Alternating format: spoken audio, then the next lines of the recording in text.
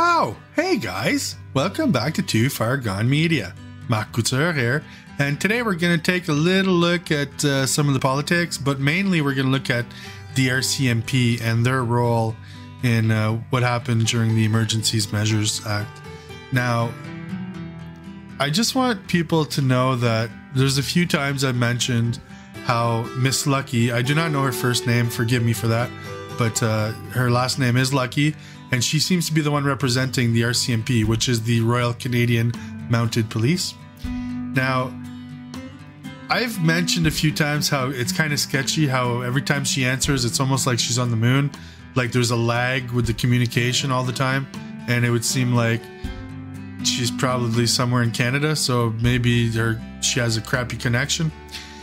It always also looks like she's looking at someone who's telling her what to do or writing something down, and then you'll see her look down and then back at the camera after looking up at whatever it is she's looking at, which to me I always felt like it was somebody either telling her what to do or she's waiting to see what they're writing down and then she looks at that. Now that's purely all speculation. I mean, obviously I can't prove it, or perhaps something has happened that's kind of show otherwise. Now, right off the bat, I want to give a big shout out to this guy's garage because I'm using this from one of his videos because I don't have the time anymore and I'm back to work and I just don't have the time to do this. But you'll notice very specifically when she's asked a question, there was an answer that's from a male voice, then her voice, and then the opposition or the individual asking the question repeating her answer. You found many weapons, machetes and so forth. Is this the first time in your police career that you discover weapons like that on site? No. No. No, okay. Okay, did you hear that? On site? No. No. No, okay. Is this the first time in One more your time. police career Let's listen to it. that you discover weapons like that Right here. on site? No. No. No, okay. So what the hell is going on here, guys? So first of all, I think we all need to contact our municipal MPs and let them know that something's wrong here and that we should seriously consider having all of this done before judges, sworn by You oath, found many weapons, directly right there in the machetes room. No more of this and conference so shit forth. because Is this we the don't know first who's time in being your told what police career by that who you may or discover may weapons not be like in or that out of the picture. on So, site? let's take a look one more time. Listen. No. One is male, No. one is female. No, okay. Just watch and listen right here.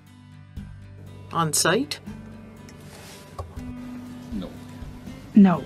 Now, No, okay. that was 3 no's actually because he repeats it, but let's listen Is this again. the first time in your police career that you discover weapons like that on One site? more last time. No. No. The last no is No, from this okay. guy.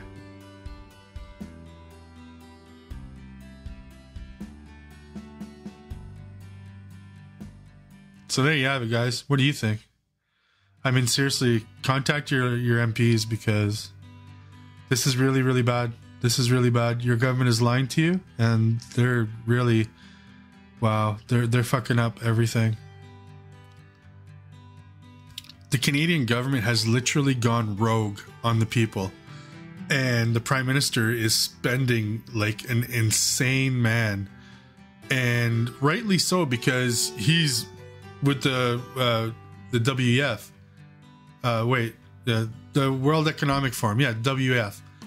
And he believes that there's going to be a great reset and all these debts that he's creating, this deficit that he's doubled in the past 4 years, he believes is going to be wiped clean. So he keeps spending and he keeps spending and he keeps spending and he keeps spending until we get rid of him because he truly believes he's taken us down that path.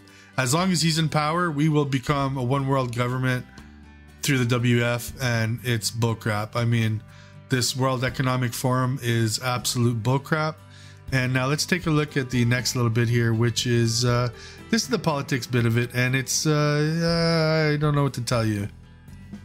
Our Prime Minister drops an F-bomb. Now, I don't believe it was the word... Well, I think it was a double F-bomb, actually, from the way this guy describes it. And the one word, which would be fucking, nobody's really saying that. They're just using the 7-letter F word. But he said fucking fagots. That is what he said.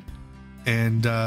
of course, the main chair says that he reviewed it and could not tell what was said, even though it was heard by 30, 40 people. He's always in favor of the of Justin Trudeau, that one chairman, whatever he's called.